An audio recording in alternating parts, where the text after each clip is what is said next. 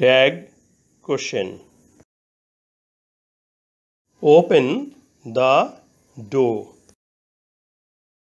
দরজাটি খোলো। বাক্যের সাবজেক্ট বের করি। খোলো ক্রিয়াপদ। ক্রিয়াপদকে কে দ্বারা প্রশ্ন করলে যে উত্তর পাওয়া যাবে তাহাই সাবজেক্ট। কে খুলবে? তুমি, ইউ সাবজেক্ট। এখানে সাবজেক্ট ইউ উহ্য আছে, তাহলে এটি ইম্পারেটিভ সেন্টেন্স। কারণ ইম্পারেটিভ সেন্টেন্সে সাবজেক্ট সেকেন্ড পারসন ইউ থাকলে উহা বসে না, উহ্য থাকে। বাক্যের প্রথমে সাবজেক্ট ইউ উহ্য থাকায় প্রিন্সিপাল ভার্ব ওপেন প্রথমেই বসেছে। ইম্পারেটিভ সেন্টেন্সটি ট্যাগ কোশ্চেন করতে সম্পূর্ণ সেন্টেন্সটি পুনরায় লিখি এবং বাক্যের শেষে একটি কমা বসাই। কে খুলবে? এই শব্দের শেষে বে যুক্ত আছে, তাহলে এটি future indefinite tense. Future indefinite টেন্সে অক্সিলারি ভার্ব হিসাবে উইল ব্যবহৃত হয়। এই অক্সিলারি ভার্ব উইলকে ব্যবহার করে ট্যাগ কোশ্চেন করতে হবে। এই বাক্যে কোনো নেগেটিভ শব্দ নট বা নো নেই, তাহলে এটি অ্যাফার্মেটিভ সেন্টেন্স। যেহেতু সেন্টেন্সটি অ্যাফার্মেটিভ, ট্যাগ কোশ্চেন করতে এটি নেগেটিভ হবে।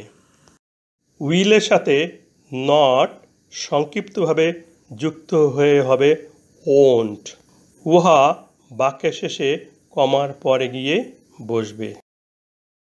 এই ইম্পারেটিভ সেন্টেন্সের সাবজেক্ট ইউ উহ্য আছে। এই উহ্য সাবজেক্ট পুনরায় ওন্টের পরে গিয়ে বসবে।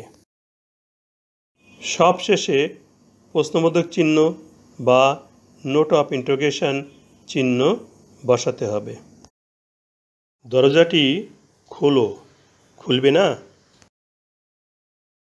এখানে শ্রোতা দরজাটি খুলতে রাজি আছে কিনা সে অর্থেই প্রশ্ন করা হয়েছে,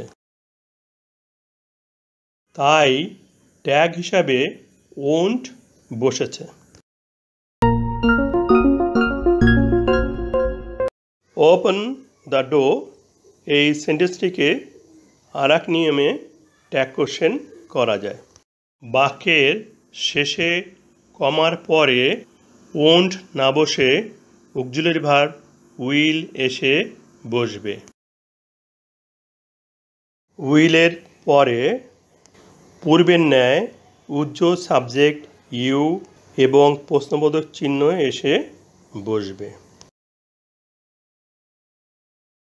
এখানে শ্রোতাকে দরজাটি খুলতে বলা হয়েছে, তাই নিয়ম অনুযায়ী ওন্ট না বসে উইলু বসেছে। এছাড়া can you, can't you, could you, would you বসতে পারে।